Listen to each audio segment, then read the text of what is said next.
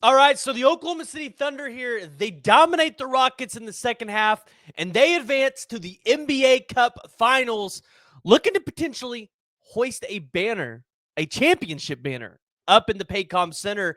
Something a lot of Oklahoma City fans have potentially been looking forward to. Oklahoma City finally getting some sort of a championship here, and Oklahoma City has a chance to win two in one season, which would be absolutely incredible and a fun way for Oklahoma City to host the NBA Finals banner as well. But before we talk about the NBA Finals, before we can get there, the Oklahoma City Thunder have to get through the Milwaukee Bucks to win the NBA Cup. And this is a completely doable game. Like, Oklahoma City's the better team than Milwaukee.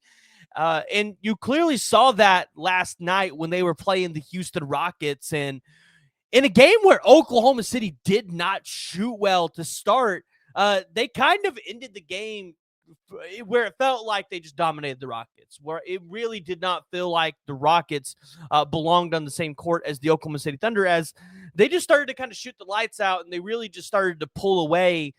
And the Oklahoma City Thunder defense, it's stifling. And that's one thing that you watch the Thunder this season and that you can take away from every single game is where maybe Oklahoma City doesn't shoot the ball as well, maybe where their offense isn't as explosive as it was last year. The Oklahoma City Thunder can really fall back on this defense, and they can really fall back on creating those turnovers, making your opponent turn the ball over 20 plus times a game, and continuing to build on that. Like, that is something Oklahoma City's been able to fall back onto.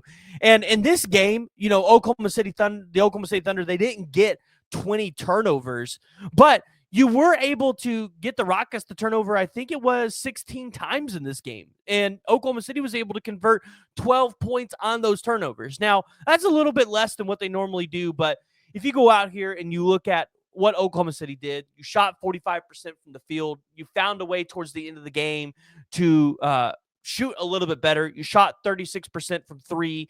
You only turned the ball over 12 times. You lost the rebounding battle by 6 to Houston. But again, I think everybody looked at the situation for Oklahoma City in the rebounding category and said, when you get Hartenstein back, it's going to get better, and it has gotten better. When you get Chet Holmgren back, right, and you can cycle through multiple bigs, you get Jalen Williams back, obviously the rebounding aspect of the Oklahoma City Thunder will be better. And at that point, you expect Oklahoma City's going to get more offensive rebounds. Oklahoma City's going to get more chances there.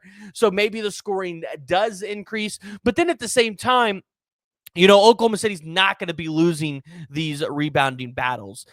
So, you take a look at it and you see the big night that Shai had, 32 points. And, really just this is an opportunity for him to go out here and continue to make his case to be the MVP of the league. You've got Jokic out there having a great season. I think a lot of people are going to try to make a case for Giannis towards the end of the season. And then obviously, Luka's going to try to make his name in that race as well. But, if Shai was to go out here and perform really well in this game, in the NBA Cup Finals, he has an opportunity to, kind of maybe take the lead in this thing. Giannis, though, averaging 32.7 points per game. Shai's only averaging 30.3. Giannis averaging 11.5 rebounds. Shai's leading the team with 6.3 assists. Oklahoma City going to play the NBA Cup Finals is the better team against Milwaukee. And we'll dive more into that later this week.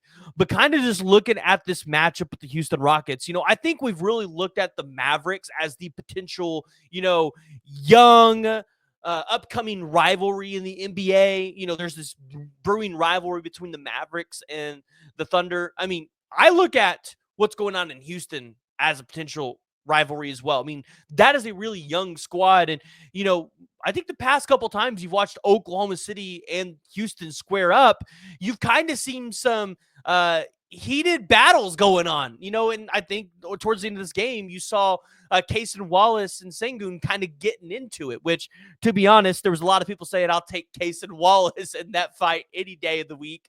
And that's probably true, right? The Oklahoma City Thunder, they want to be a physical team. They want to be a team that, they can go out there and, again, hang their hat on defense when things aren't going well for them on the offensive side of the ball. And eventually, things will get going on the offensive side of the ball. It's funny. you watch the Thunder have a third quarter breakout, and they've had a couple of those this season. If the Thunder could continue to build on that and, in the third quarter really be the quarter where they kind of start to separate themselves from their opponents, that's going to be very reminiscent of that Golden State Warriors team back when they really started making those title runs when, maybe the games would be close in the first and second quarter, but that third quarter, that's when they would kill you. That's when they would shoot the lights out. That's when they would break away from you. And ultimately, teams weren't able to come back from it. So you look at this young OKC Thunder squad, obviously this is great experience. And J-Dub talked about it in a post-game interview with ESPN, talking about how they're treating this experience in the NBA Cup like the playoffs because you have all the media around, right? So, it's important, I think, for Oklahoma City to get this experience again before you get to the playoffs because they're a younger team, right? Now, you've added more guys with more NBA experience like an Alex Caruso, who's been a part of a championship squad. You've got an Isaiah Hartenstein, who's been in the playoffs. So you'll have more playoff experience there.